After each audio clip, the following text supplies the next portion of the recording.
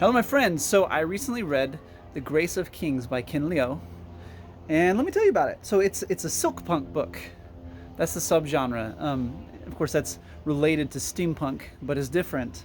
So silk punk it's a blend of science fiction and fantasy, and has elements of East Asian antiquity rather than European or American uh, early industrial era. It has some industrial era aspects, but it has elements from East Asian antiquity.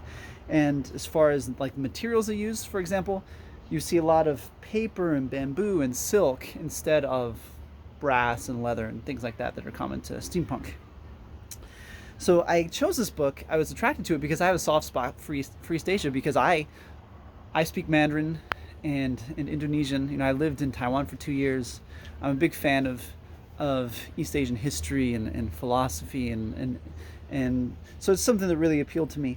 So the last book that I read before this was Assassin's Apprentice by Robin Hobb, and that was very different from Grace of Kings in a number of ways. You know, of course, it's an earlier era. It's strictly medieval.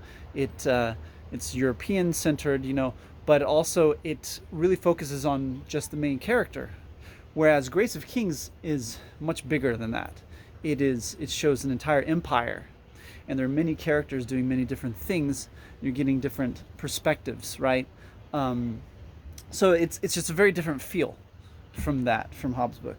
So some of the elements that you see in this book are, like, for example, you have medieval weapons and military campaigns. So you have cavalry and infantry phalanxes and archers and stuff like that. But and you also have feudalism and imperialism. You see all the political machinations there for that.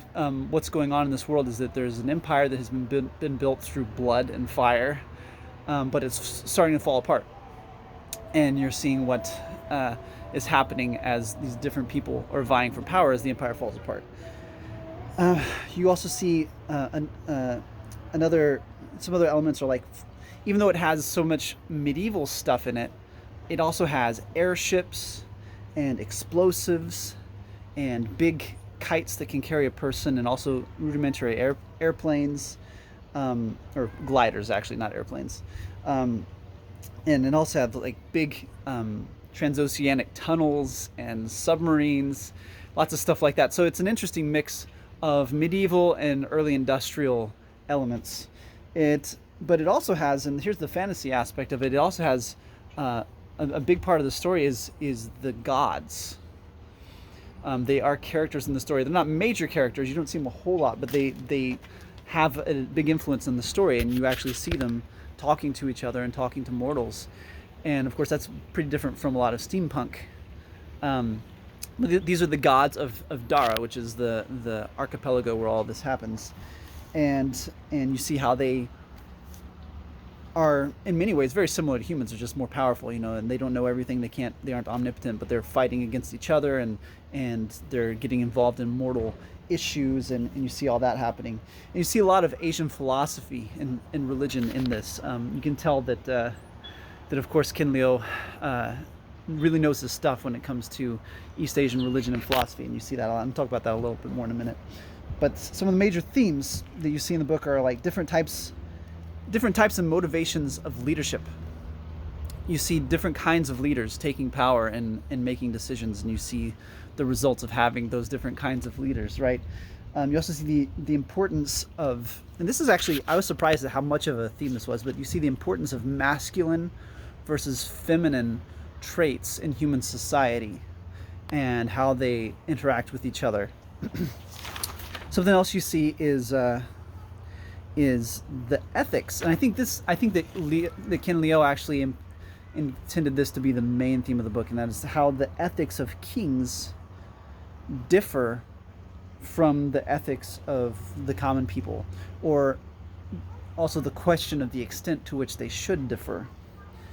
And you know, you also see, and it's also a little bit like Game of Thrones, that sort of thing, in that it's about the moral and ethical ambiguities of seizing power.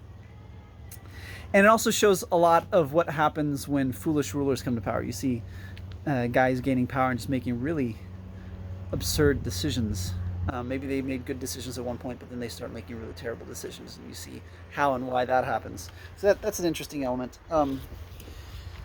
So the main characters in this book, there are two main characters. It has a lot of characters, but there are two main characters, and those are Kunigaru, who is a gangster in the beginning, but then he ends up becoming a politician.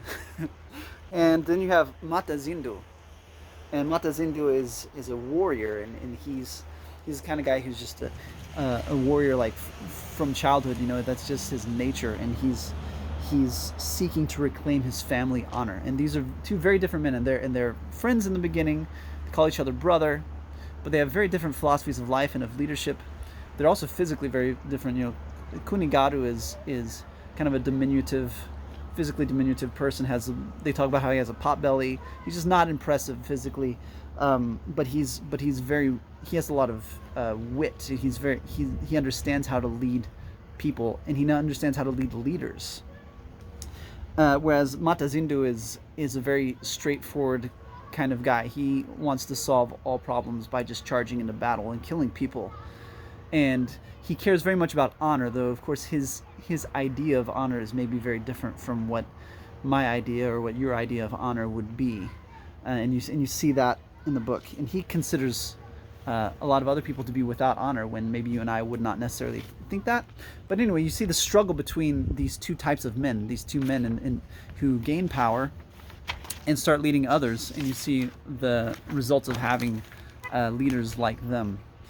So, things I like and dislike. So, some of the things I disliked about the book, and don't get me wrong, I like the book, and I recommend it. I think most people would like it, but I think that the narrative was hard to follow because it's just so much.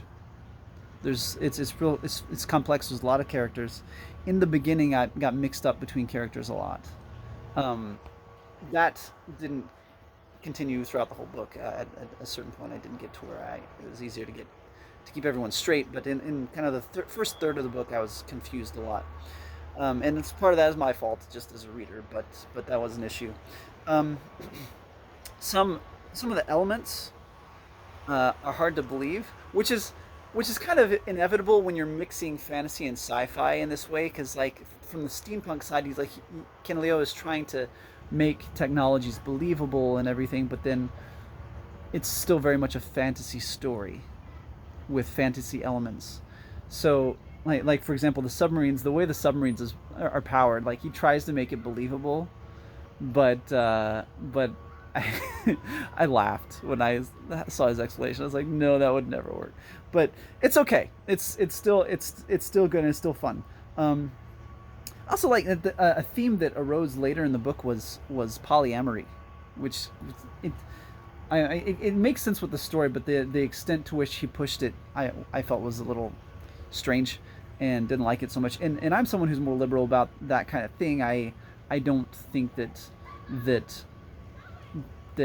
polygamy is absolutely immoral in every case.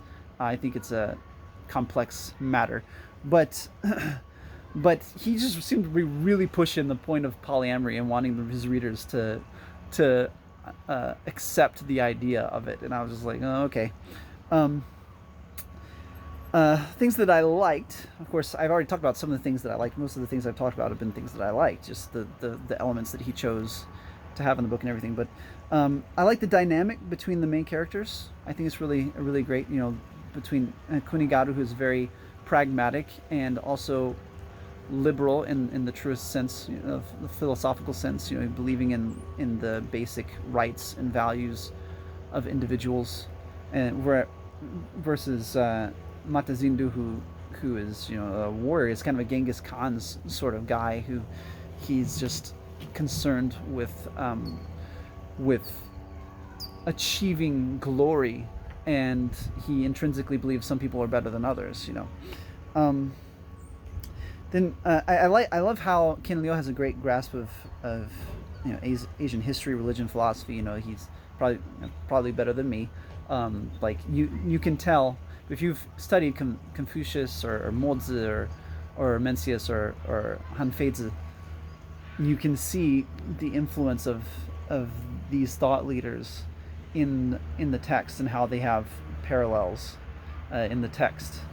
Um, the story's fast moving. It's exciting. You're never bored with it. It just goes and goes and goes. And I like that, and that's how I try to write. But I know that in his book, and I know also in my book, like the problem that comes with that is that it can be confusing because there's so much happening, and you're like, "What's going on?" But I do like that. I like how it was very fast paced. And yeah, in the end, I definitely recommend it if you like steampunk, if you like fantasy, if you like political intrigue, if you're interested in East Asian history, philosophy, religion, that sort of thing. Definitely a book you should pick up. Um, it it's like I said, it's exciting, and I like how he really draws out the the differences between these two types of leaders, Matazindu and Kunigaru, and focuses on that. So yeah, if it sounds interesting to you, go ahead, go pick it up. Tell me what you think. Go read it and leave some comments. Tell me what you thought about it. Talk to you later. Bye.